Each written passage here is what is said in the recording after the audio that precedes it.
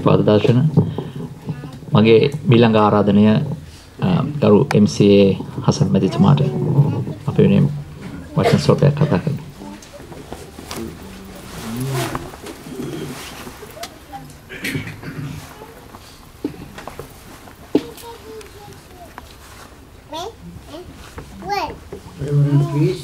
Reverend Darshana, distinguished guests, my brothers and sisters from Sri Lanka, I thank you very much for inviting me to pay a tribute to our heroes, the Sri Lankan army soldiers, and who have died in the war that is raging in this country for the last 25 years. I begin with the Islamic greeting. Peace and blessings of Allah be upon every one of you and His undying mercy as well as His beneficence. Assalamu alaikum wa rahmatullahi wa barakatuhu. We are gathered here as members of one country for the noble purpose of remembering our war heroes. This day is aptly called Ranaviru Day. This day has been such an important day for all Sri Lankans to honor the memory of those who paid the ultimate sacrifice in defense of our nation. Who are these people? We have a word for them. That word has been in use a long time. That word is hero. These people are heroes, real heroes.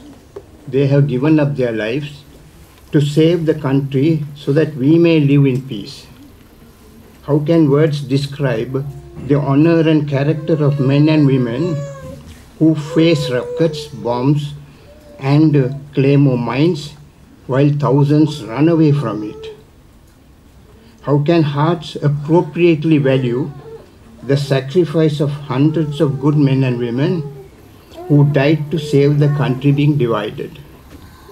Today is a time to honor our servicemen still fighting and those who have fought to preserve our freedom. This Ranaviru Day honors our troops of the three services who have lost their lives in battle and the loved ones of those fighting in the north. As a Muslim, I am honored to be invited to participate in this Memorial Day, which is traditionally a day for remembering the many heroes who lost their lives during the 25 years of a senseless war in which our soldiers have been engaged in. Our religion teaches us that love of a country is part of religion. We, although are Muslims in this country, also love our country as much as we love our religion. Every year, we are reminded of a senseless war that kills and maims innocent civilians and takes away our soldiers in the prime of their youth. Their youth fired with patriotism to save the country from a ruthless terrorist outfit. Muslim soldiers have been a part of these soldiers and have contributed their might. One soldier whose name comes to my mind is Lieutenant Colonel T.M. Mutalif, who was cruelly killed while he seated in his car 3 years ago. He contributed towards elimination of tiger terrorism from the country. For 17 years, he was a soldier in the Gemini Watch and was later absorbed into the regiment of military intelligence. Muslims fighting with the Sinhalese against foreign invaders is well established in history. There were Muslims in the army of the Sinhalese who fought against the Portuguese, the Dutch, and even in times of British. But later on, when the British set up a regular army, there have been many Muslims serving the country loyally. Islam was known to the ancient Sinhalese kings over 1,000 years back. Arabs settled in Sri Lanka in the year 705. From then on, the relations between the Sri Lanka Moors and the Sinhalese were cordial.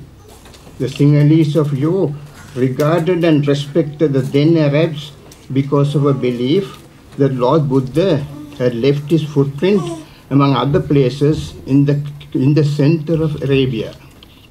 This is reflected in the devotion couplet, Tun Sarane, a Buddhist pilgrim sings. His footprint is on the sandy banks of Narmada, on the top of Mount Samane, and in the city of Yonakapura, the radiant footprint of the eminent sage do I salute with a bow of my head. The Gira Saladihini and Hansa Sandesya referred to the Moors as Yonas. So the reference to the city of Yonakapura can be a reference only to the center of Arabia. The carnage and destruction in Colombo goes on unabated. Even yesterday, 21 bus passengers lost their lives in a claymore mine at Katubedda. In the evening, 2 more died at Olgolda. Whilst our forces are fighting courageously, we also need help from whichever force we believe in. That's why we are gathered here today to represent the great religions of the world, and then go ask in our belief for the help of God also to help these young people who are trying to protect the country from any savage destruction.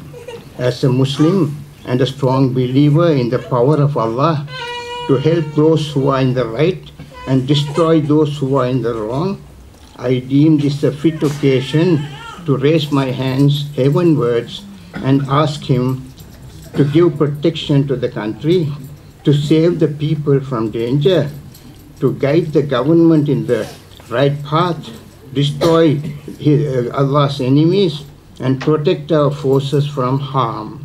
They are noble men engaged in a very noble task. They are war heroes fighting with excellent morale to protect the population. We cannot overlook the huge contribution that our soldiers make for the security of the country. They are our sons, our children. They are the people who need our sympathy and all our assistance in every way we can without any reservation. As a prayer in Arabic is a necessary corollary for any good purpose, because we believe that the English translation of the Arabic cannot convey the correct meaning. Therefore, whatever prayer we utter for the people in the Arabic language.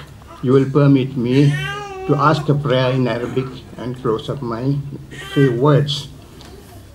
أعوذ بالله من الشيطان الرجيم صلى الله على محمد صلى الله عليه وسلم صلى الله على محمد يا ربي صلي عليه وسلم.